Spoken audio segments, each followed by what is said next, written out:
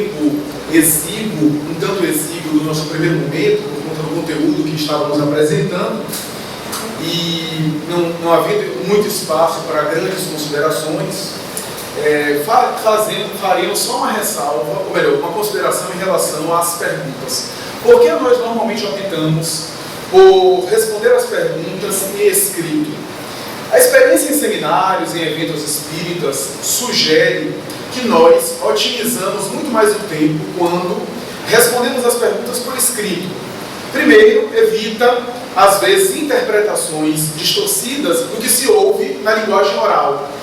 O indivíduo fala, o outro entende de uma forma, interpreta de outra forma, e às vezes há uma interação verbal, uma réplica, uma tréplica, que não se justifica num momento como esse. Além disso, normalmente nós não, quando tomamos a palavra oral e falamos isso de uma maneira geral, de um modo geral, incluindo a mim mesmo, nós não sabemos fazer perguntas. Quase sempre, no momento que a gente faz perguntas de maneira oral, a gente conta um caso pessoal, narra toda a vida nossa, desde que a gente nasceu em Barbacena até o nosso momento atual. Então não há tempo, e aí a pessoa monopoliza às vezes a palavra e nós, digamos assim, perdemos uma grande oportunidade de estar discutindo várias questões. Então as questões por escrito ajudam nesse sentido, mesmo que haja limitações, imperfeições nesse aspecto. Então quase sempre, ou melhor, sempre, com exceção de algumas situações onde o contexto sugere ou nos pedem, mas se é para escolher, nós sempre escolhemos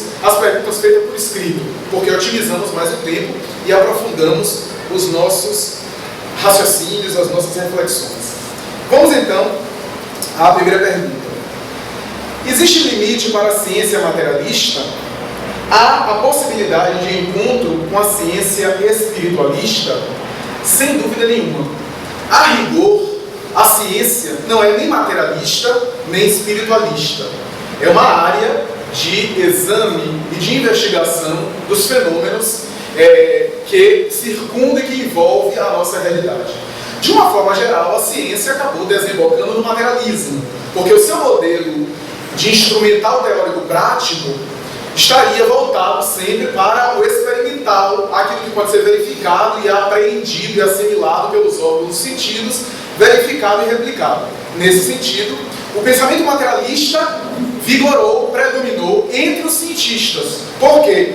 O verificável, o palpável, o que pode ser de alguma forma experimentado, normalmente está vinculado às manifestações exclusivamente materiais.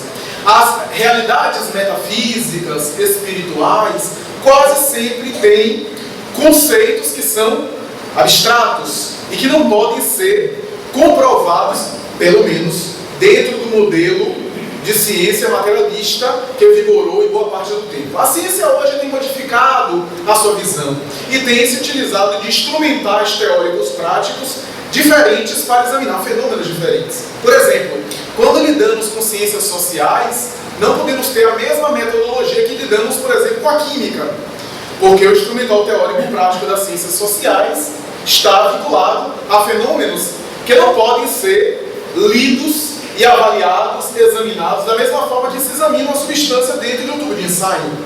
Então, por essa razão, as ciências têm se modificado. Graças a isso, tem-se, de alguma forma, tem oferecido o campo, ou aberto o campo, para que a hipótese espiritualista, pelo menos, surja nas reflexões de alguns cientistas. Não podemos dizer que a ciência como um todo é espiritualista. De alguma forma, como examina a realidade material, a realidade que é percebida fisicamente, a ciência quase sempre se limita a examinar os fenômenos materiais. Mas não há um artigo científico, um trabalho científico que conclua que o materialismo é a única realidade existencial que existe. Não há um trabalho específico que conclua de maneira absoluta que o materialismo é a única realidade. Só por isso, a hipótese espiritual já deveria ser considerada. Estou falando em termos exclusivamente científicos. A hipótese espiritual já deveria ser considerada. Por preconceito acadêmico, quase sempre, e por resistência de um bloco que predominam as resistências e os preconceitos em torno do conteúdo espiritual, as realidades espirituais quase sempre não são examinadas, não são debatidas, não são discutidas. quando no bloco da ciência predominarem aqueles que estejam de alguma forma abertos a examinar o fato com isenção de ânimo e com imparcialidade, é óbvio que os temas espiritualistas, que ao longo dos tempos têm chamado cada vez mais a atenção dos estudiosos, vão ganhar uma popularidade muito maior, à semelhança de alguns cientistas. Porque, embora não podemos dizer que a ciência em si é espiritualista, há cientistas que investigam com todo rigor, com seriedade, com isenção, com absoluta seriedade para constatar e declarar o fenômeno espiritual, desde as manifestações mediúnicas que de alguma forma chamaram a atenção do século XIX, e embora sejam manifestações mediúnicas, tiveram toda uma investigação, particularmente chamaram a atenção dos pesquisadores na área da materialização, porque teria, de alguma forma, através das manifestações palpáveis, uma oportunidade ou uma experiência de ser provado o fenômeno material. Alguns estudiosos, como Crookes e outros, tiraram fotografia com o espírito materializado. Mas, de uma maneira geral, consensual, é claro que há objeções a esses fenômenos. Porque aquele cientista que não participou vai dizer: não, mas a pesquisa tem algum furo, tem alguma coisa que ficou contaminada, o cientista não examinou bem, de repente é um outro fenômeno. Então, isso ainda gera muita discussão. Embora seja mais preconceito, penso eu, do que inviabilidade científica de se chegar a constatar os fatos espirituais. Por que eu digo preconceito? Porque ninguém, de uma forma geral, a maioria de nós, não fica replicando e produzindo as mesmas experiências de outras pessoas em determinadas áreas. Por exemplo, na área da microbiologia, o indivíduo, por exemplo, constata uma realidade microscópica. De uma forma geral, aquilo chama atenção, sensibiliza a comunidade e os seus pares e seus colegas aceitam, de uma maneira geral, com algumas exceções que querem replicar a experiência, que querem chegar à mesma conclusão e chegam à mesma conclusão a respeito de alguma bactéria, de algum vírus, mas de uma maneira geral, imaginemos todos os cientistas do mundo fazendo a mesma experiência, porque duvido daquele. E tem que fazer a mesma experiência daquele que já confirmou de repente a presença de uma bactéria, de um vírus, de um ser microbiológico, para, de alguma forma, confirmar. Então, da mesma forma que nós acreditamos na experiência de cientistas ilustres que chegaram a determinadas conclusões, nós confiamos na idoneidade de determinados investigadores que chegaram à conclusão do fato espiritual e demonstraram em monografia, em trabalhos sérios, sem interesse. Porque se todo mundo for repetir a mesma experiência, isso vai caminhar para sempre com a humanidade, porque nascerão novas pessoas que não participarão de determinadas pesquisas e vão querer novamente. O que não quer dizer que o Espiritismo não tem um método de chegar a essa conclusão, de reproduzir através da experiência mediúnica. Mas o próprio Allan Kardec vai dizer, não é o método científico convencional, porque os espíritos não se submetem aos caprichos humanos, às vontades humanas. É a semelhança do que falamos em um tubo de ensaio na química. Não podemos achar que os espíritos vão se comportar em relação a nós, pesquisadores, da mesma forma que determinadas substâncias que nós desencadeamos uma reação no laboratório e ela reage da forma como nós esperamos. Os espíritos, como são vontades humanas, individuais e autônomas, manifestam-se quando querem. É claro que com o método que Kardec descreve no Livro dos Médiuns, podemos chegar às mesmas conclusões, mas repito, com um instrumental teórico-prático diferente das ciências naturais. A física, a química, a biologia, de uma maneira geral. No entanto, quando vemos as ciências materiais, é esse o avanço. Aliás, há uma notável página de Emmanuel na obra Nos Domínios da Mediunidade, no prefácio, obra de André Luiz, onde o título é justamente esse: Raios, Ondas, Ideias, Mentes. É mais ou menos assim. E ele começa fazendo histórico da ciência, particularmente da física, para chegar ao momento que os cientistas estão desconstruindo a matéria. De tal forma que, desde as experiências do casal Curie, de Rutherford, do raio-x, que a matéria vai sendo desconstruída a ponto de chegar à energia até o modelo quântico atual. A física quântica, a física nuclear, a biologia molecular e uma série de ramos da ciência para desconstruir a matéria. E o Espírito Emmanuel vai dizer, a ponto de chegar a ciência material a ficar com falta de matéria. Ele usa essa expressão. Porque vai chegar à conclusão que a matéria é apenas energia condensada. E que o que existe são ondas, ideias e mentes vibrando. É um um capítulo extraordinário, um prefácio, um texto extraordinário, que Emmanuel vai falar isso. Vai dizer que o ser humano, vai chegar um momento que o ser humano será considerado, como é, apenas um conjunto eletromagnético, porque se a gente for desconstruindo a matéria, o átomo, as subpartículas do átomo, a gente encontra eletromagnetismo, segundo os especialistas da física moderna, da física atual. As células, em essência, têm eletromagnetismo, uma das forças do universo. Então, Emmanuel vai dizer, no fundo, o ser humano, do ponto de vista material, que a gente está falando, é apenas um conjunto eletromagnético guiado pela consciência. É uma página extraordinária. Allan Kardec, no entanto, previu isso. No primeiro capítulo do Evangelho segundo o Espiritismo, onde ele coloca a respeito de não vir destruir a lei e os profetas, há um tópico chamado Aliança da Ciência e da Religião, onde ele vai dizer se a ciência de você ou se da religião em uma época, porque a religião não quis acompanhar o progresso, ficava presa a dogmas e a conceitos ultrapassados, e a ciência teve que avançar mesmo, e foi bom que avançasse, para nos oferecer a libertação do pensamento humano, para não ficarmos escravos do dogma. A religião inevitavelmente vai ter que caminhar agora nas bases da ciência, aceitar aquilo que a ciência investiga, mas ir além da ciência, examinando os fenômenos que a ciência ignora e que pretende ignorar. Porque a ciência, diz Allan Kardec, fica apenas nos efeitos, e o Espiritismo mergulha nas causas, que é o mundo extrafísico, o mundo espiritual. E Allan Kardec tem um trecho nesse tópico, Aliança da Ciência e da Religião, que a mim me comove. Ele vai dizer o seguinte: a ciência investiga as leis materiais do universo, e a religião procura compreender as leis morais do universo.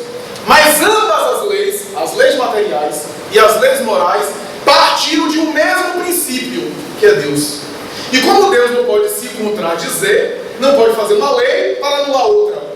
Então, ciência e religião são, na verdade, lentes, como dizia Wilber em uma grande página, lentes de conhecimentos diferentes para chegar à mesma realidade. Aliás, o tal da física que citamos, cá para chegar a essa conclusão, dizer que os físicos quânticos, através do mundo quântico, mundo infinitamente pequeno, têm chegado à mesma conclusão que os budistas e meditadores já chegaram a mais de 6.000 anos de cultura e de civilização, através da interiorização, da meditação. É uma obra fascinante. Então, esse encontro com a ciência é inevitável. A ciência vai ter que considerar a realidade espiritual da mesma forma que hoje considera a lei da gravidade com tábua rasa. Da mesma forma que um dia as ciências de então, ciências eu digo não no modelo atual, do laboratório, mas as ciências de então, o conhecimento de então negaram, por exemplo, a gravitação universal de Newton, ou o heliocentrismo de Copérnico, hoje ninguém nega que é a Terra que gira em torno do Sol e não o oposto. Mas na época houve uma resistência. Kardec vai dizer, as leis da natureza são atemporais. E se são atemporais, mais cedo ou mais tarde serão aceitas, porque ninguém pode deter o progresso. As verdades vão permanecer. E mais cedo ou mais tarde os homens vão ter que aceitar. Se as leis que o Espiritismo apresenta são realidades, a reencarnação, a pluralidade dos mundos habitados, a comunicação mediúnica, os espíritos que se manifestam, a evolução espiritual, mais cedo ou mais tarde, a ciência vai ter que absorver esses conceitos e considerar uma lei da natureza, sem haver essa divisão materialista e espiritualista. Vai ser apenas ciência que investiga os fatos dessa realidade como sendo uma dimensão do conhecimento. Mas não apenas isso. Allan Kardec previu, inclusive, que no futuro as religiões também se modificariam. Porque as leis que o Espiritismo apresenta não são exclusivas do Espiritismo. São leis naturais. O Espiritismo apenas estuda essas leis, porque estão na natureza, vai dizer Allan Kardec. E por isso as religiões terão que se modificar também. Daí a velha frase atribuída a Leon Denis, que o Espiritismo não será a religião do futuro, será o futuro das religiões. É que vai dizer que não, no futuro todo mundo vai ser espírita. Não é isso. É que as religiões com seus segmentos, com as suas instituições, com as suas idiosincrasias específicas, inevitavelmente terão que aceitar as realidades que o Espiritismo divulga desde o século XIX, como tem acontecido, aliás. Ao longo dos tempos, nós vimos instituições religiosas chegando próximo àquilo que Allan Kardec estabelecia, assessorado pelo mundo espiritual, assessorado, por exemplo, as regiões infernais específicas estabelecidas já são consideradas não apenas na Igreja Católica Romana, mas inclusive algumas tradições orientais como dimensões psicológicas. Kardec fala isso em O Céu e o Inferno. que não há céu, inferno, baixo ou alto, especificamente como locais geograficamente estabelecidos, mas são estados de consciência, estados de alma. E as religiões têm chegado às mesmas conclusões com os seus vários líderes. Então, o progresso é inevitável. Chico Xavier falava que temos que aprender a aceitar os desígnios de Deus em nossas vidas. Por outro lado, fala-se sempre no livre-arbítrio, que traz a responsabilidade pelo que nos ocorre. Como harmonizar esses dois pontos de vista? Essa é uma questão bastante filosófica, que inclusive Allan Kardec discutiu no capítulo da Lei da Liberdade, quando ele discute a questão do determinismo e da liberdade do livre-arbítrio. E ele equaciona nessa questão dizendo que nem liberdade absoluta, nem determinismo total, mas lei de causa e efeito. É que vai dizer que tudo aquilo que nós fazemos engendra efeitos dessas causas. Mais adiante, nós sofreremos esses efeitos, mas ao mesmo tempo estaremos gerando outros efeitos através de outras causas. É que vai dizer que nós temos um livre-arbítrio limitado pelos efeitos gerados pelas condutas anteriores. Então estamos hoje aqui, estamos sofrendo inevitavelmente os efeitos do passado. Quando eu dizer sofrendo, não quer dizer necessariamente algo ruim. Sofrendo, inclusive, os efeitos positivos de nossa conduta no passado. E os efeitos negativos também. Mas estamos gerando novos efeitos com a conduta atual. Então nem temos totalmente liberdade, porque temos um limite, uma limitação imposta não apenas pela matéria, mas pelo contexto da nossa reencarnação. Se eu, por exemplo, utilizo mal a minha vida material, eu posso, por exemplo, através do suicídio, optar pela destruição do meu corpo. E invariavelmente, dizem os benfeitores espirituais, o suicida retorna à Terra com a limitação física que ele se impôs. Não estou dizendo que é absoluta, é geral. Mas nós vemos os casos que se repetem na literatura mediúnica apontando para esse fato. O suicídio despedaça o corpo, mas também afeta a área modeladora da forma. O seu corpo espiritual, que é a forma que modela a forma. E ele mais tarde vai, com a sua vibração, efeito do passado, de que ele se fez autor, imprimir no futuro corpo uma alteração de que ele faz, de que ele tem necessidade para crescer, para desenvolver. Então é muito comum na literatura mediúnica casos em que o indivíduo dá um tiro na cabeça e volta com uma deficiência cerebral. A depender da área que foi atingida, volta no mutismo, volta na síndrome de Down, volta no autismo, volta na hidrocefalia, a depender do caso. Ele toma venenos, retorna à Terra com lábio leporino, com problemas respiratórios e gástricos, efeito do suicídio, com problemas cardíacos de infância, às vezes relacionado à experiência. Ele se joga de um local alto, despedaça o corpo, volta tetraplégico, paraplégico, com alguma deficiência, estou falando de maneira geral, é claro que não estou examinando caso por caso. Mas de maneira geral nós vemos isso. Ele não deu valor à vida e volta com carência daquilo que ele não soube aproveitar na experiência anterior, claro, com seus atenuantes e com seus agravantes, a depender da circunstância. Então ele volta com as consequências. Mas se eu me conduzo bem, eu também volto com as consequências para dar ampliação aos meus projetos, para desenvolver outras áreas, para poder crescer, evoluir, para poder aprender outros fatores, para poder desenvolver mais maturidade em outra área emocional, para me enriquecer de experiências. Então, essa é a harmonia. Quando Chico Xavier fala que nós devemos aceitar os desígnios de Deus, são esses efeitos que muitas vezes nós geramos. Nem tudo está programado no passado. Porque se fosse tudo programado, nós não teríamos o mérito e o demérito das nossas ações. Mas algumas fatalidades, Allan Kardec utiliza esse termo, fatalidades que nos acontecem, são efeitos de experiências anteriores. Nem tudo que nos acontece é o efeito de uma conduta passada.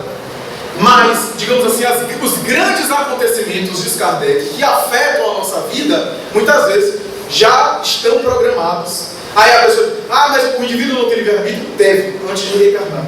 Muitas vezes a escolha, diz Allan Kardec, foi pelo gênero de provas que ele ia vivenciar, que ele ia experimentar. Então ele reencarnou com aquela prova que ele escolheu, aquele acontecimento, uma doença, um acidente específico, uma alteração na vida familiar de grande porte. Determinadas ocorrências já estão programadas, mas algumas nós geramos na vida atual com o nosso comportamento. Nem tudo está programado pelas leis universais. Mas essa fatalidade que nos acontece são esses desígnios da providência, que estabelecem fenômenos de reparação, fenômenos de resgate. Então, essa é a realidade que nos envolve. Mas, com o nosso bem, com o nosso proceder, poderemos atenuar aquelas ocorrências e até nos liberarmos delas de outras formas, sem sofrermos esses desígnios. É o livre-arbítrio. Então, aceitar os desígnios é quando, por exemplo, nos acontece uma fatalidade para a qual não há solução. Revoltar só torna a situação pior, é até falta de inteligência. Porque se revoltar não vai mudar a situação, não vai alterar a situação. Então, resignar-se não é a aceitação cômoda e ingênua de aceitar tudo de maneira masoquista e gostar de sofrer, como algumas pessoas que não conhecem o Espiritismo costumam colocar. A resignação do Espiritismo não tem nada a ver com isso. Aceitar a ocorrência de maneira dinâmica, entendê-la. Não há por que revoltar-se, porque piora a situação e a outra dor, aí a dor da revolta e do desgaste, e procurar trabalhar para superar. Se não há superação ou solução nessa encarnação, trabalhar para gerar efeitos positivos, a fim de dar naturalmente paz e plenitude durante a vida física e após. É o amor que cobre a multidão de pecados que está no Evangelho. O bem que eu faço vai apagando o mal que eu fiz. A ação positiva que eu realizo vai diminuindo. Então o livre-arbítrio é excelente por isso, porque de uma maneira geral, excetuados casos de expiação, quando voltamos muito limitados, onde não temos um livre-arbítrio, uma autonomia muito grande, de maneira geral, estamos sempre alterando a nossa programação pelo bem que fazemos ou pelo mal que nos prejudica. Estamos sempre alterando esse destino, entre aspas, através da nossa ação. De uma maneira geral, sempre podemos melhorar a nossa existência. Sempre podemos mudar o foco, as circunstâncias da nossa vida. E por isso, é necessário sempre, como diz Humberto de Campos, colocar o amor acima dessa verdade dura da lei de causa e efeito, do olho por olho, dente por dente, porque isso é que, de alguma forma, nos envolve. Humberto de Campos chega a dizer: nunca raciocine antes de colocar o amor na frente. Ou seja, o raciocínio é importante, mas dosa com o equilíbrio do amor, para não nos tornarmos duros. O homem integral, como dissemos aqui, não tivemos tempo de desenvolver, ele lida bem com a verdade. Não é a verdade que sai por aí dizendo aos outros, porque muita gente diz assim: eu gosto da verdade, só não gosto de ouvir a verdade. Esse povo que diz que gosta de dizer a verdade para os outros, que é muito verdadeiro, muitas vezes não gosta de ouvir. Quando ouve a verdade, parte para a violência. Se Deus não nos violenta, se os bons espíritos não dizem tudo a nosso respeito, vai dizendo lentamente, o mundo espiritual e a divindade vai nos direcionando verdades parciais a nosso respeito, porque se fosse total a gente não suportaria, porque o indivíduo vai ter a pretensão de ser o campeão da verdade, para dizer a verdade para todo mundo. Isso não é verdade, isso é uma fuga dele mesmo da realidade. Então, não é essa verdade que Jesus falou: busca a verdade que os libertará. Essas pessoas muito verdadeiras estão fugindo de si mesmas, porque a verdade não é para ser dita ao outro com uma espada que fere, é para ser introjetada no mundo íntimo de cada um, para ser descoberta. É essa verdade que liberta, e não a verdade que desorganiza o indivíduo. Eu ouvi certa vez alguém falar que perguntaram a Chico se ele mente. Ele disse: não, eu adio a verdade. Eu achei tão interessante. Eu não minto não, eu adio a verdade. É verdade, às vezes a pessoa não tem condição de receber a verdade ali, vai receber lá adiante. Os bons espíritos fazem isso conosco. Quantas vezes Jesus se calou e não nos disse tudo? Está lá no Evangelho segundo o Espiritismo, porque nós não teremos condição de suportar. Então ele dava a verdade homeopaticamente. Há um caso conhecido do movimento espírita de Zé Arigó. Zé Arigó, quando estava encarnado, certa vez, ele que recebeu o Dr. Fritz, o célebre Fritz, que foi um grande médico na época da Primeira Guerra Mundial e que fez atrocidades na Terra. Portanto, não era um espírito sublime, era um espírito agora em recomposição. Ele foi um médico e Zé Arigó era o enfermeiro dele. O enfermeiro reencarnou como médico e ele como espírito, para nos reparar as experiências através das curas que foram espetaculares. Não conheço um médico de cura na história do movimento espírita brasileiro igual a Zé Arigó. Houveram outros, Edson Queiroz, outros extraordinários, mas não com a mesma profundidade e o mesmo defeito de Zé Arigó. Analfabeto, católico, embora simpatizava com o espiritismo, era católico. Gostava que lessem para ele o Evangelho segundo o Espiritismo, um homem rude, simples e um médium extraordinário. Mas Fritz não era um espírito transcendental.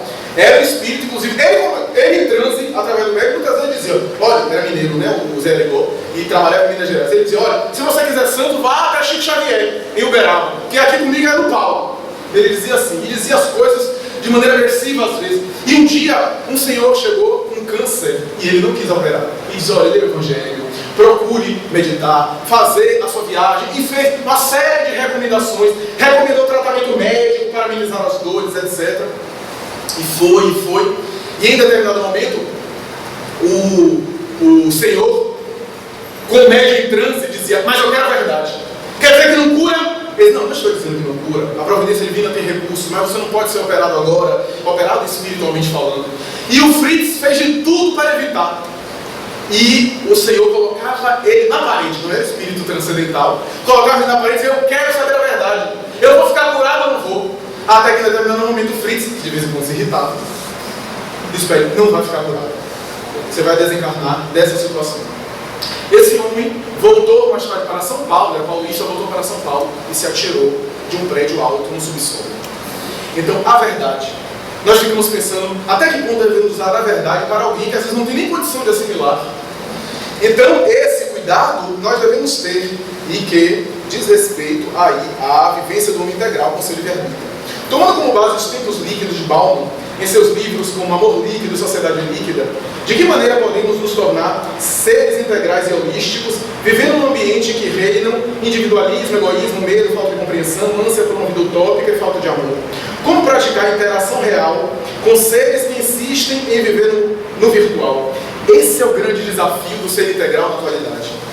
Como é que podemos exercitar virtudes diante da dificuldade? Aliás, há um texto belíssimo de Filomeno de Miranda na obra Transição Planetária que ele vai dizer justamente isso. Ele vai dizer que os grandes homens, isso é, aqueles que encontraram a verdade aqui no sentido da verdade, da imortalidade, da alma, esses, nós iremos falar isso nas nossas considerações finais. Reservamos os últimos minutos das considerações finais para fazer uma reflexão para nós, os espíritas. O nosso primeiro momento, o nosso primeiro módulo, foi para falar do tema de maneira geral. E agora vamos direcionar nas nossas considerações finais para os espíritas, porque muitos de nós que estamos aqui já somos engajados nessa época tão atraente para frequentar a casa espírita, pelo menos para a maioria. Alguns perderam o caminho e foram para outro lugar, mas aqueles que estão aqui normalmente são, em grande maioria, já são engajados na causa espírita. Então eu vou fazer uma consideração direcionada para nós, aqueles que já conhecemos a doutrina, que já estamos engajados na proposta do espiritismo, que eu considero muito interessante. Mas esse indivíduo que já conheceu a verdade, que é o idealista, ele tem um grande desafio. Como é que eu vou demonstrar a grandeza da minha virtude? Justamente diante das resistências. Se tudo vai bem com a gente ao nosso lado, é muito fácil eu demonstrar paciência, eu demonstrar perdão, eu demonstrar beleza e virtude. Não, a grandeza da virtude está diante das resistências. E o Espírito Filomeno de Miranda coloca isso em uma obra recente, a Transição Planetária, quando ele vai dizer: os grandes apóstolos da atualidade são testados de maneira cruel nas suas virtudes do perdão. Como é que eu vou testar o perdão? Só diante de ofensa. Aliás, é uma história de Joana de Anjos que eu contei aqui já várias vezes, que ela disse que o homem estava treinando a paciência. Alguém chegou e disse: o que é que você está fazendo? Estou treinando a paciência. Mas você não parece uma pessoa paciente. Mas eu sou. E começou uma briga. Moral da história: só se treina a paciência com pessoas difíceis. Imagina treinar a paciência com Francisco de Assis, treinar a paciência com Chico Xavier. A gente vai treinar a paciência com aquela pessoa que nos exercita a paciência, que nos estimula a desenvolver a virtude. Então como é que a gente pode desenvolver a virtude da fé, da esperança, diante da descrença?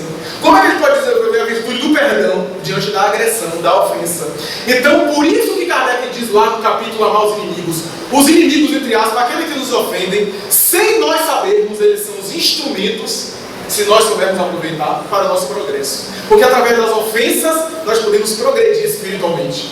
Dos obstáculos, não é masoquismo, não é gostar de sofrer, buscar a ofensa, não é isso. Mas através das oportunidades que temos de treinar as virtudes com outras pessoas que estão em outros níveis de consciência, em níveis mais primários, é uma grande oportunidade para testemunhar, para colocar em prática a virtude que nós dizemos verbalmente. Mas como praticar? Senão diante da situação, da ocorrência. Então, esse homem, diante de uma sociedade líquida, de Bauman, embora não leia o livro, não li o livro integralmente, já dei uma folheada, é um livro que fala sobre essa insegurança geral que permeia a sociedade e os relacionamentos de maneira geral. É uma insegurança simbólica coletiva. E essa experiência que Bauman descreve no livro e que faz com que nós sejamos convidados a vivermos de maneira integral em nossa vida cotidiana, é um grande desafio. Como amar as pessoas que querem valorizar o virtual? O nosso amor não depende do comportamento delas. Nós podemos amá-las. Se temos a convivência íntima, amemos-las na medida do possível, na medida que ela permite. Se não temos, amemos-las à distância. O amor é bom para aquele que irradia. Eu não dependo do outro para eu amá-lo. O amor é uma força que se agiganta e se irradia do íntimo do indivíduo para fora. Jonas de hoje vai dizer, é a única terapia que faz bem de dentro para fora. Todas as terapias é de fora para dentro. O amor é a única terapêutica que faz bem ao ser que ama. E beneficia também ao ser amado. Porque o ser amado, mesmo que não admita, se contamina. E mais cedo ou mais tarde, todos despertamos ao contato do amor. Como diz Jonas de Anjos, o amor é o lírio no Pantanal. É a luz na treva. E cuja densidade da treva não apaga a luz. Pelo contrário, é a luz que vai diminuindo a intensidade da escuridão. A força do amor. Então, amemos as pessoas. Porque o amor que depende do outro, eu amo, mas o outro fica no virtual. Eu amo porque o outro nos atende. Isso não é uma boa negociação. É como eu já falei aqui, eu te amo, viu? E já fico esperando a resposta. Se a pessoa disser, de 7 em 7 dias eu também te amo. Já acabou o amor. Por favor, nos explique o modelo biopsicossócio-espiritual. É uma tentativa de alguns profissionais de agregar não apenas o modelo holístico da Organização Mundial de Saúde, biopsicossocial, mas também incluir, segundo alguns estudiosos atuais, nesse modelo da Organização Mundial de Saúde, o fator espiritual. Não necessariamente o fator religioso, mas o fator espiritual, que é uma dinâmica também do indivíduo, aliás, preconizado desde Jung, uma dimensão espiritual interna. Ele dizia, não me interessa uma dimensão espiritual externa, se existe ou não existe Deus, se existe ou não existe a alma, mas há uma dimensão espiritual interior. O que fazer para controlar a tristeza e a ansiedade? Exercitando a calma e a alegria. Não há outro jeito. Não há milagres. Exercícios periódicos. Eu estou triste? Muito bem, não vou fingir. Mas sou eu quem está, não sou eu quem é. É um momento, é um período. Não vamos fingir, tá tudo ótimo e tem a dor de cabeça, porque a gente quis parecer que estava ótimo não estando. Nem todo dia de sol. Há dias de chuva. Há dias também difíceis. Mas eu também tenho que aproveitar o momento de tristeza para me conhecer. Por que eu estou triste? O que é que me faz ficar triste? É uma situação de contexto que me gerou tristeza, então eu vou trabalhar para aquilo não me afetar mais. É do nada que eu sinto tristeza? Eu estou com um fenômeno de tristeza sem motivo aparente, então eu vou treinar, vou me descobrir, e isso eu vou me libertando, eu vou me fortalecendo, vou melhorando. Se por acaso a tristeza é muito recorrente, sem motivo aparente, e o indivíduo sozinho não está conseguindo se libertar, procure uma ajuda, seja ajuda da religião, seja ajuda de especialista, para não adoecer, porque pode aí haver um sintoma ou uma tinta de futura depressão. Flávio, como equalizar o conflito de dedicar-se à atividade espiritual na casa espírita e as demandas de trabalho e estudo natural de um jovem na fase produtiva? Ora bem, quando falamos aqui das desculpas que a pessoa dá para não se engajar na atividade espírita, estamos referindo à pessoa que quer se engajar, ou que diz que quer se engajar, que tem tempo e que não consegue. Mas, é claro que há períodos em que a pessoa, por exemplo, está numa atividade profissional, que a pessoa está impedida por uma questão operacional de se dedicar tanto quanto gostariam. Até os grandes médicos tiveram atividades profissionais e tiveram que renunciar em determinado momento, depois de se aposentarem, dedicados integralmente à causa do bem.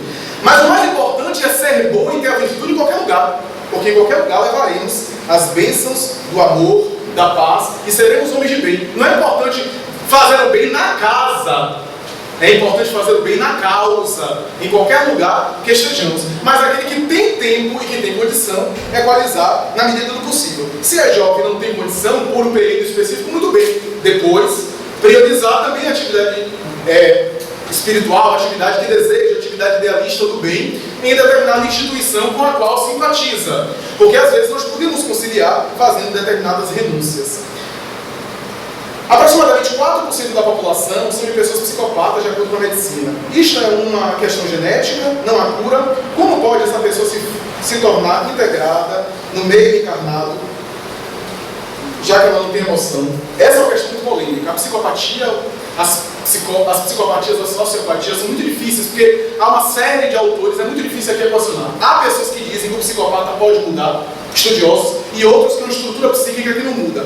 À luz do pensamento espírita, se trata de um espírito primário. Um indivíduo, por exemplo, sádico, que estupra, um serial killer, que mata, e que às vezes tem até prazer, é um espírito muito primário, infantil na reencarnação. Ele reencarnou na chamada civilização, mas ele está acostumado a hábitos selvagens, a hábitos primários, e não conseguiu se adaptar, digamos assim, na reencarnação, na sociedade. Em grande parte dos casos, o ideal, diz Emmanuel, é afastar essas pessoas do convívio social, para que elas possam ser tratadas porque são doentes, para não sermos vítimas delas, não correr risco, e elas também seriam impedidas de complicar mais a reencarnação, pegando prisão perpétua, seja lá o que for, ou ficando internadas. A maior caridade que se faz em relação a determinados criminosos, diz Emmanuel, é afastá-los do convívio social.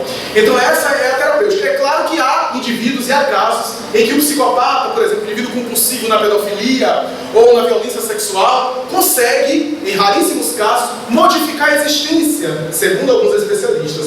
Mas essa é uma questão muito delicada que mereceria mais tempo para nós examinarmos. Nesse processo de autoconhecimento, é mais importante um determinado tipo de conduta ou é algo que ocorre espontaneamente, independente de haver um foco consciente do indivíduo? O autoconhecimento da reforma íntima depende do foco, isso é, da consciência do indivíduo, é o livre-arbítrio. Ninguém se conhece inconscientemente. Já está embutido o autoconhecimento através de uma vontade, de uma deliberação de se melhorar, de analisar corajosamente as suas imperfeições e de se modificar. Então tem que haver um foco. O mais importante é o indivíduo analisar as suas imperfeições e tomar atitudes contrárias àquelas imperfeições em prol daquilo que ele já consegue na sua consciência estabelecer como virtude. Então a conduta é em consonância a esse autoconhecimento. Como a reaprender a viver aos 36 anos? Naturalmente que buscando um sentido para a vida, um significado existencial. Qual é o sentido para a minha vida? Ninguém vai poder responder por nós. O sacerdote católico, o médico espírita, o psicoterapeuta vai nos ajudar, mas quem caminhará seremos nós. Eles podem nos indicar caminho, mas nós é que teremos que fazer. Então perguntar a si mesmo, ou a si mesmo, o que fazer para ser feliz? Qual é o sentido da minha vida? Descobrir as próprias inclinações. Sempre há tempo para essa autodescoberta. E por fim, o que levou você a ingressar na vida espiritual? Como você se sente fazendo um trabalho como esse no dia de hoje? Muito planificado. A doutrina espírita me preencheu a alma, me deu um sentido da vida. O sentido da imortalidade, que é muito maior do que um sentido existencial e material. Preencheu minha existência e deu um significado a uma vida que, penso pessoalmente, seria muito sem significado, pálida e talvez desequilibrada. Porque remanescente de outras encarnações, conhecendo a mim mesmo, sei que inevitavelmente estaria em desequilíbrios muito grandes atualmente, se não fosse a doutrina espírita que me ajudasse a me conhecer, a procurar aprofundar a autodescoberta e, sobretudo, o incessante trabalho de superar as imperfeições pessoais que eu tenho, que são muito grandes, que eu não vou contar aqui porque é falta de caridade. Mas é um trabalho muito interessante e que nos preencheu a existência de vida. Nada melhor do que termos um significado que a vida continua, que somos acompanhados, que não estamos a sós, que há seres que nos acompanham, que nos sustentam, dá-nos um significado existencial, explica a razão de ser de todas as coisas, planifica-nos por dentro. Então, a mim, pessoalmente, encontrei na doutrina espírita o significado das grandes questões que inquietavam o espírito que sou e, sobretudo, me deu o norte para saber como me conduzir na existência atual. Talvez vindo de experiências fracassadas em outras existências, nas quais não soube dar valor ao patrimônio sagrado da religião, na doutrina espírita encontro hoje uma nova oportunidade para reabilitar a minha consciência perante mim mesmo e a minha relação com a fé religiosa, sobretudo a vinculação com o cristianismo. Nós terminamos as perguntas. Podemos passar as considerações finais? Vamos fazer as considerações finais. Sem extrapolar o tempo, seremos pontuais por conta do horário, todos nós teremos compromissos, então fiquemos muito tranquilos. Marina Lemarie, essa notável escritora, esposa de Pierre Lemarie, considerado talvez o primeiro mártir do espiritismo no século XIX, o vice-presidente do movimento espírita da Sociedade Espírita de Paris, ao lado de Allan Kardec. Quando Allan Kardec desencarna, ele assume a presidência. Esse homem notável que vai apresentar os seus valores de espírito estoico na sua época, vai mais tarde desencarnar. Mas antes de desencarnar, ele sofre calúnias muito grandes, vai ser preso. E isso foi uma grande calúnia e um grande drama na cultura francesa na época, porque ele vai ser levado ao cárcere como mistificador. Experimenta o martírio dos grandes idealistas. E mais tarde, a sua esposa, Marina Lemarie, conta a sua história. E em uma das suas obras, ela diz que nós estamos caminhando da treva para a luz. Se utilizando dessa expressão de Lemarie, nós gostaríamos de fazer algumas referências do homem integral para aqueles que já conhecem a imortalidade da alma de maneira geral e, sobretudo, a doutrina espírita. Nós sabemos que estamos caminhando da treva para a luz por causa da visão espírita da evolução. Leon Denis diz que o espírito é um diamante bruto que está sendo lapidado ao longo das encarnações para um dia refletir a estrela luminescente. Esse diamante bruto, através das reencarnações, das experiências escolares nessa escola Terra, vai de alguma forma liberando-se das arestas que impedem de ser uma gema preciosa cristalina.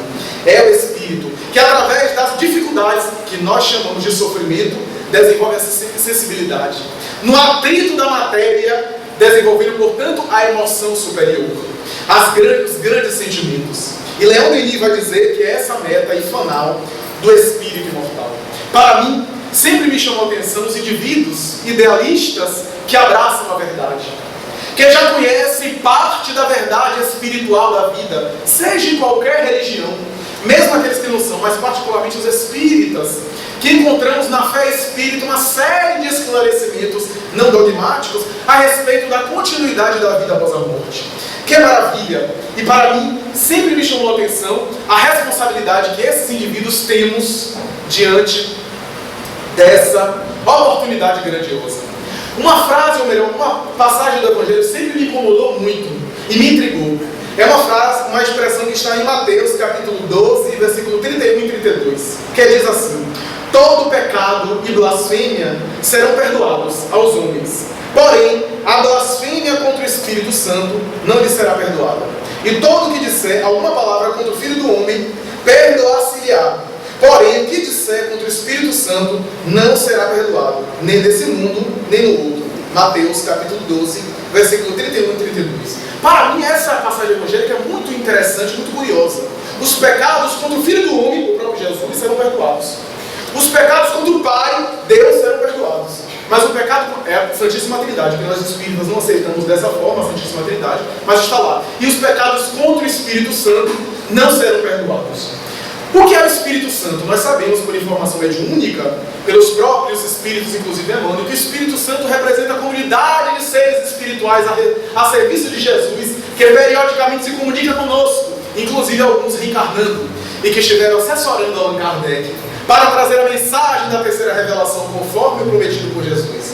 Em outras palavras, a pessoa que nasce numa cultura materialista, numa família totalmente materialista, que não teve oportunidade de conhecer uma visão espiritual, e que se torna um idealista, muito bem, que nega o cristianismo, como Nietzsche, que dizia que o cristianismo é uma farsa. Claro, o cristianismo que Nietzsche conhecia é o cristianismo organizado, institucional, dogmático, intolerante, que ele conhecia. Então é compreensível. Ou um indivíduo que é totalmente materialista, como Stephen Hawking, que chegava a negar Deus, admitia ser ateu, confesso, e enveredou para os fenômenos cosmológicos, o estudo dele sobre o tempo, a relatividade restrita em geral, e enveredou para a música, particularmente a música de Wagner, a arte, para se embriagar de beleza, para viver o ideal da ciência e da beleza, é válido. Esse indivíduo não teve a oportunidade de conhecer uma visão espiritual, uma visão espiritualista. Então isso, aspas, lhe será perdoado. É que vale dizer, ele não tem responsabilidade, porque ele reencarnou no meio, não teve conhecimento, foi ignorante. Mas o que é o pecado contra o Espírito Santo? São aqueles que são dotados do conhecimento da verdade, daqueles que já despertaram para a vida espiritual. Esses, pecando contra o Espírito Santo, aspas, não serão perdoados. Em outras palavras, ao desencarnarem, não tem justificativa, não tem desculpa. Ah, eu não sabia. Um médium, por exemplo, que entra em contato com os espíritos, que os bons espíritos recomendam que eles devem fazer, ele sabe da vida imortal porque os próprios espíritos se comunicam com ele. Qual é a desculpa que ele vai ter? Que não sabia? O protestante que achava que só se pagasse o dízimo da igreja ou se fizesse determinados rituais já estava salvo por Jesus. O católico que recebe a extrema unção final, aceita Jesus e se arrepende, chega no mundo espiritual e ele tem desculpas. Ele acreditava que no momento final, se ele aceitasse Jesus em corpo e espírito, ele estaria salvo. Mas e o médium? E o espírita que sabe o que é que deve fazer? Que não basta crer, mas tem que se conduzir e aplicar na vida. Então esse é muito responsável e essa é a tarefa do homem ser integral. Lembro-me de uma conversa que Chico Xavier teve com um amigo seu, Arnaldo Rocha. Eles dois conversando sobre um grande companheiro de Chico, das tarefas espíritas. E esse companheiro, por algum motivo, abandonou, desertou e foi para outro tipo de atividade, para outro tipo de tarefa, se engajou em outra coisa, por motivos que sejam, o que é sempre de maior responsabilidade. Eu, por exemplo, ou alguém aqui, que já abraçou a espiritualidade, que já abraçou, de repente, por libido, por promiscuidade, abandona tudo para viver orgias, para viver excessos, para viver os vícios, os chamados vícios mundanos. Isso é muito mais responsável, tem uma cota muito maior de responsabilidade do que o indivíduo que desconhece. Porque aquele que ignora, ele está vivendo de acordo com a sua mentalidade. Mas aquele que já descobriu a verdade espiritual. Por isso que diz, dar-se-á aquele que mais tem, e retirar-se-á aquele que não tem. Muito se pedirá aquele que muito recebeu, e muito será cobrado daquele que muito foi dado. Então aquele que recebeu muito, será cobrado mais, terá uma responsabilidade maior. Não será cobrado por fora, é a própria consciência que se cobra. Do indivíduo ao desencarnar, ele próprio se cobra. E Chico falava sobre esse amigo querido, e ele disse: Arnaldo, meu filho, o espírito Emmanuel, ele estava muito sofrido, muito sentido pelo abandono desse amigo, que era um dos companheiros seus de tarefa espírita, inclusive de tarefa mediúnica.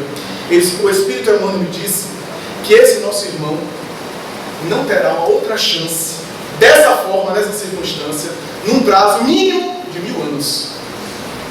Nos próximos 1000 anos, ele não terá outra chance de uma encarnação na mesma conjuntura. Porque aqui para nós, reencarnarmos no Brasil, de família espírita, ou no meio espírita, já é alguma coisa. É claro que é país emergente, país com um desenvolvimento econômico, Deus abençoe, maravilhoso, mas já é alguma coisa.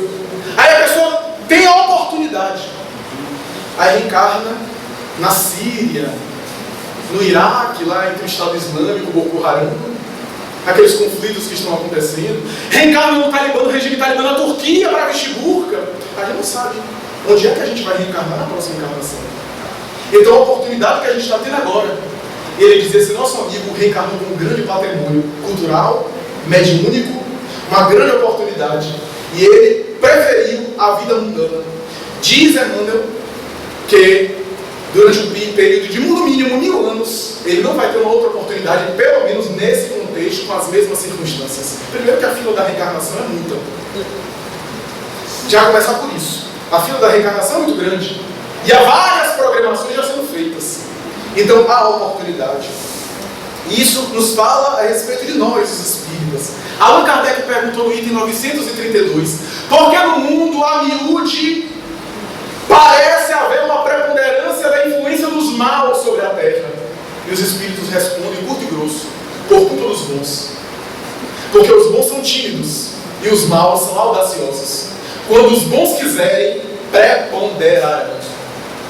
Então, se nós nos consideramos bons, nós não estamos conseguindo por timidez, por culpa nossa, porque nós somos omissos. Até na área espírita, se a gente está no meio que as pessoas reprovam o espiritismo, a gente esconde o livro, coloca uma capinha em cima do livro espírita. O que é esse livro? A capinha é para proteger, não é para proteger, não é para ninguém saber que é espírita. E se eu perguntar qual é a sua religião? É o que?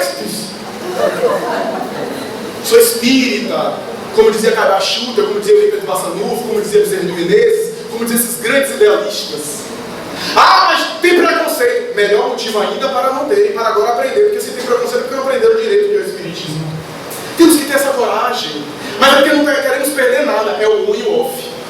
Porque se a gente admite ser espírita, a gente de repente perde o prestígio. As pessoas vão nos ver como psicopatas, como pessoas estranhas, a depender da situação. Então nós temos isso. Luther King Jr., muito depois de Allan Kardec, vai dizer algo assim. Vai dizer: o que me incomoda mais não é a agressividade dos maus, é a timidez dos bons. Ele parece que leu Allan Kardec quando fala isso.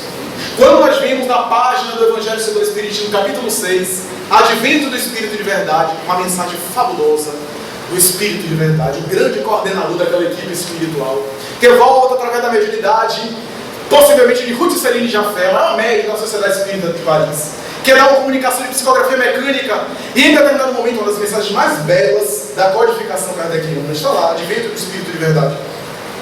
E em determinado momento ele vai dizer: sede vós, espíritas, vencedores da impiedade. Sede vós, porque o cristianismo destruiu a morte. Sede vós agora destruidores da impiedade, da crueldade. E ele vai dizer: todas as verdades se encontram no cristianismo. Notem bem essa expressão. Todas as verdades se encontram no cristianismo. Ele está falando do cristianismo, está falando das religiões, das igrejas. Todas as verdades estão no cristianismo, ou seja, nos ensinamentos de Jesus. Os erros, continua, os erros que nele se enraizaram são de origem humana. Ele está fazendo diferença de cristianismo e cristãos, de religião e religiosidade. Há muita religião e às vezes pouca religiosidade. O mais importante é a religiosidade e não a religião.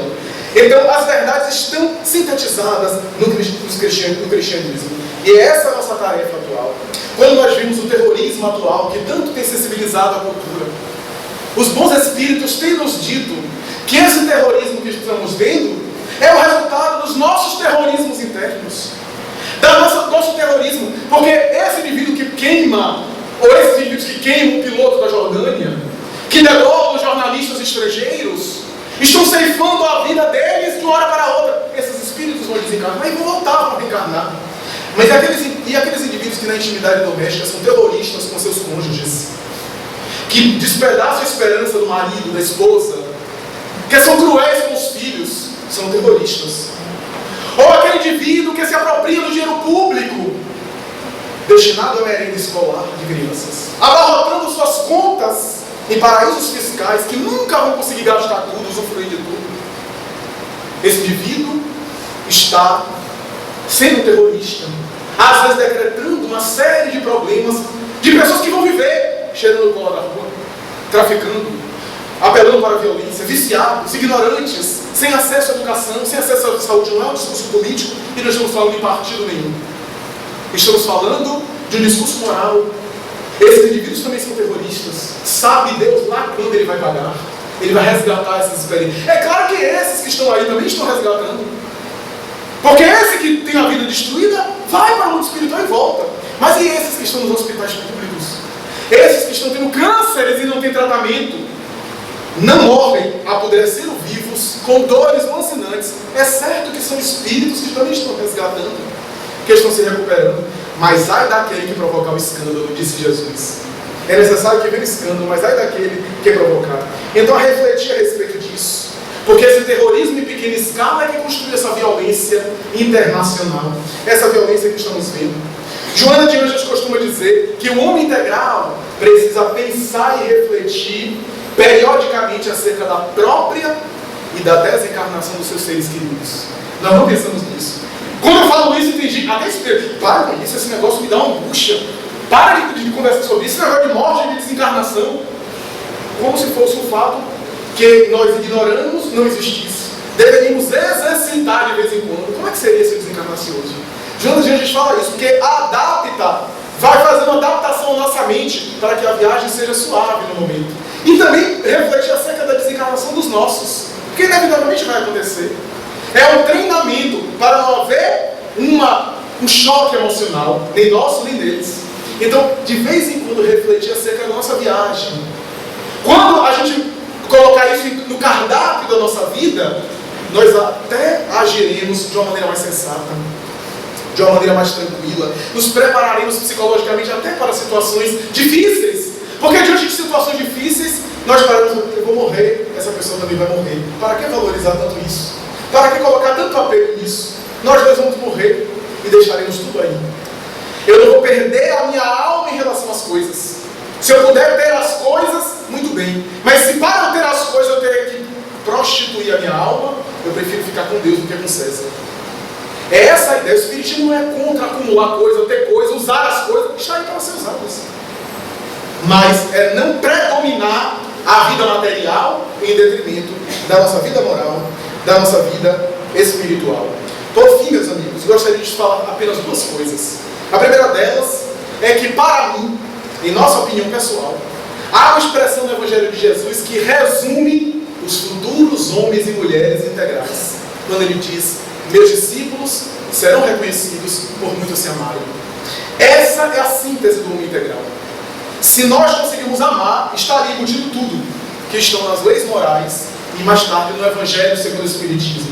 O amor, como Jesus recomendou, é esse grande elixir, é essa grande ação que nos ilumina e transcende a nossa consciência e nos gera em nós a superação dos nossos vícios. O amor é a grande proposta, é o grande remédio para, inclusive, a superação das nossas carências. Já notaram que quase sempre aquelas pessoas que vivem reclamando, vivem se queixando de carência afetiva, de afeto, são quase sempre as pessoas que não amam, querem ser amadas, mas não amam. Querem receber, mas não querem dar. Quase sempre. Diz Jung que é uma criança psicológica. É a criança que não amadureceu, que está pedindo colo. A gente até fala isso, né? Ai, como eu gostaria de colo hoje. Então, é a nossa criança interior, que de vez em quando vem à tona e que devemos trabalhar. E por fim, nesse pensamento de desencarnar, ou melhor, de pensar na desencarnação, de pensar na vida espiritual para com a Terra. Isso não significa viver no mundo bem, só não viver para o mundo, mas viver no mundo. Eu me lembro que certa vez eu vi o médium Nivaldo Franco comentando a experiência que ele teve com um médium de Minas Gerais, aliás, muito ignorado, muito desconhecido entre nós. Refiro-me ao médium Antônio Loreto Flores. Era um extraordinário médium da sua época. Flores, que desencarnou na década de 50, se não me falha a memória, 1954, era um extraordinário médium esquecido de Minas Gerais. Divaldo disse que conheceu pessoalmente esse médium, na mesma época de Ana Prado, de Frederico Júnior, os grandes médiuns do Rio de Janeiro. Esse médium mineiro recebia mensagens em psicofonia sonambúlica, em receituário homeopático e psicografia notável, inclusive, entrando em transe e recebendo várias mensagens rutilantes do Dr. Bezerra de Menezes, que o assessorava na sua mediunidade rutilante. Divaldo disse que conheceu ele já no final da existência. Diz que quando conheceu em uma circunstância muito interessante, estava no centro espírita, ele foi fazer uma palestra e conheceu Flores, que estava sentado na mesa, ele sentou do lado, e antes de ser chamado para a palestra, Divaldo disse que viu Flores, que quando apertou a mão de Flores, disse: Flores, sua mão direita está fria. E ele disse: a dificuldade de circulação, a problemática circulatória, estava com um grande problema de saúde. E aí Divaldo levantou a vista e tocou na outra mão, estava quente, esquisitice da mediunidade, meu filho. E aí ele foi olhando e foi percebendo os gânglios no pescoço, nas pernas. Ele estava com um grande câncer, com metástase, já em estado avançado. E ele sorridente, tranquilo. E Divaldo disse: o que mais me impressiona é que as pessoas chegavam se queixando de unha encravada, se queixando de dor de cabeça. E ele, apodrecendo em vida, em uma notável tarefa mediúnica, uma dedicação integral. E Divaldo disse: Flores, o que mais me impressiona não são os fenômenos mediúnicos que você realiza, é o fenômeno da sua dedicação a Jesus nessa condição de saúde. E ele disse: se me for possível a oportunidade, quero morrer esgotando as minhas últimas forças físicas na ação do bem. Por isso, Divaldo, me fale sobre Jesus. E Divaldo foi à tribuna e falou. 2 anos depois, Divaldo disse que aqui na Mansão do Caminho, Flores já havia desencarnado. Em oração, ele aparece irradiando luz, luminescente. Diz o médium baiano: quando eu o vi, eu fiquei tão emocionado, mas tão sensibilizado, uma emoção irradiava. O meu quarto, às escuras, ficou mais claro do que um dia de sol. Parecia que o sol estava dentro do meu quarto, a irradiação luminífera, a vibração daquele ser espiritual me fez chorar. E eu cheguei até o chão a beijar os pés espirituais, a beijar no chão, ali na sua frente. Flores! Flores! Ele estava com a aparência mais jovem, de quando foi jovem adulto de 20 e poucos anos. Esse sou eu, Divaldo, ninguém morre. Estamos aqui todos vivos, a vida permanece e continua após a morte. Fale às pessoas que a imortalidade é um fato, que nós, os seres espirituais, como diz Humberto de Campos, estamos de pé, os mortos estão de pé, e todos nós vos aguardamos para recepcionar vós, almas queridas do nosso coração, no grande despertar da vida espiritual. Estamos aqui e não esquecemos-vos, não os esquecemos, estamos convosco. E Divaldo disse: Flores, eu quero lhe perguntar uma coisa. Eu estou emocionado, era jovem ainda, no início da mediunidade. Eu quero lhe perguntar uma coisa: como foi o seu despertar? O que foi que você vivenciou? Qual foi a sua maior emoção? Ah, Divaldo, quando eu despertei, estava numa região florida. Eu estava ainda com os olhos meio turvos, como se despertasse de uma anestesia geral. e despertando sem saber que dia é hoje, que oração, eu fui despertando e fui olhando, e eu ouvia só uma voz dizendo: Flores, Flores, meu filho, desperte. Flores, meu filho, desperte. E eu fui despertando. Quando eu despertei, eu olhei, eu disse: não, eu não sou médium vidente, e estou com a vidência aguçada. Doutor Bezerra, a minha vidência se tornou mais aguçada, eu desenvolvi agora a faculdade mediúnica de vidência. O senhor, doutor Bezerra, está aqui comigo, o senhor está desencarnado. Você também, Flores. E Flores disse: doutor Bezerra, quase me mata no susto. Quase desencarnado no susto. Diante dessa situação, e aí Edivaldo disse: Flores, morrer dói. Era uma grande curiosidade que Edivaldo tinha na infância. Diz inclusive o Sueli Calda Schubert em O Semeador de Estrelas: morrer dói. Eu disse: não, Edivaldo, o momento da morte não dói. Mas Flores, e aquele momento que o agonizante moribundo parece na face exprimir alguma coisa, como se fosse querer falar alguma coisa? Fantasia, Edivaldo. São os esfíncteres que relaxam, os gases que são liberados, e a face se altera. O morto não queria dizer nada, o desencarnado já estava se liberando, não queria dizer coisa nenhuma. São fantasias nossas do indivíduo que queria dizer alguma coisa, que tinha que dizer alguma coisa no momento final, já estava se liberando, desencarnado. Morrer não dói, nós continuamos vivendo, a vida permanece, continua, e sempre bem-aventurada para aquele que vive a vida do homem integral, aquele que vive a vida do ser integral.